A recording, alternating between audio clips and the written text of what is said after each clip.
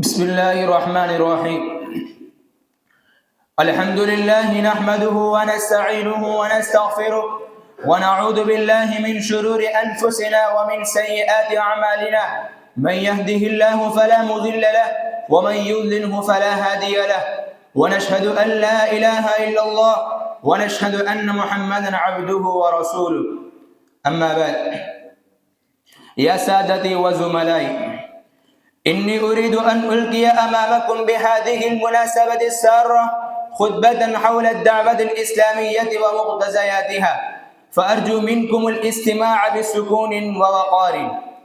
يا إخواني في الدين، هذا معلوم لديكم أن الشر والفساد بلغ إلى آخر المدى، والفحشاء والمنكر ظهر إلى آخر الحد، والحرص والطمع انتهى إلى آخر الكمال، والأدواء الخلقية والنفسانية شاعت إلى آخر الغاية والنهاية، فصار المجتمع الإنساني ملجأ الشتار والأوباش، ملجأ السراك والنهاب، ملجأ الطغاة والعداة، ملجأ البغاة والجنات.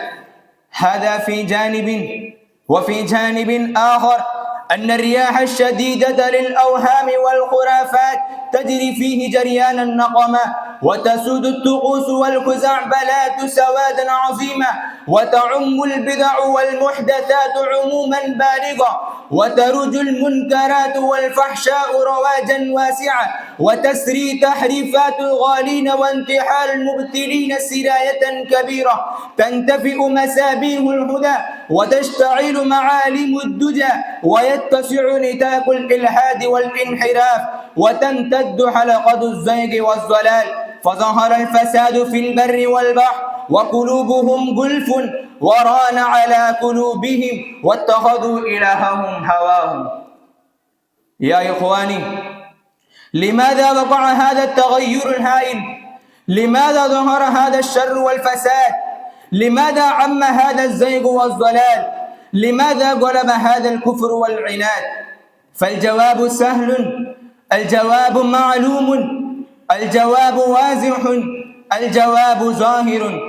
لأن هذه الأمة الإسلامية تكاسلت عن مهمتها الأساسية الدعوية، إنها تباعدت عن المسؤولية الدعوية التي نيطت بها، إنها تخلفت عن أداء الرسالة الأبدية التي بعث لأجلها، إنها تغافلت عن هذا الغرض الحقيقي. كنتم خير أمة أخرجت للناس تأمرون بالمعروف وتنهون عن المنكر. إنها نبذت وراءها فريضة الدعوة الإسلامية: ادع إلى سبيل ربك بالحكمة والموعظة الحسنة.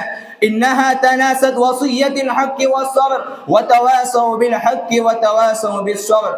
إنها شاهدت المنكرات فأعرضت عن قول نبيها الكريم: من رأى منكم منكرا فليغيره بيده، فإن لم يستطع فبلسانه، فإن لم يستطع فبقلبه، وذلك أضعف الإيمان. يا سادتي، هذه الدنيا كلها شرقا وغربا تحتاج اليوم إلى الأمة المسلمة التي تسوق إلى الرشاد والصلاح، تحتاج إلى الأمة تقود قيادة عادلة، تحتاج إلى الأمة التي تخرج الإنسانية الهالكة الضائعة إلى ساحل النجاح والفلاح، تحتاج إلى أفراد غيورين الذين يقدمون مصالح الأقوام ويضحون بأنفسهم ونفيسهم، تحتاج إلى الشبان المخلصين الذين يستميتون في سبيل الحق ويغزون ما عليهم من التبعات والمسؤوليات.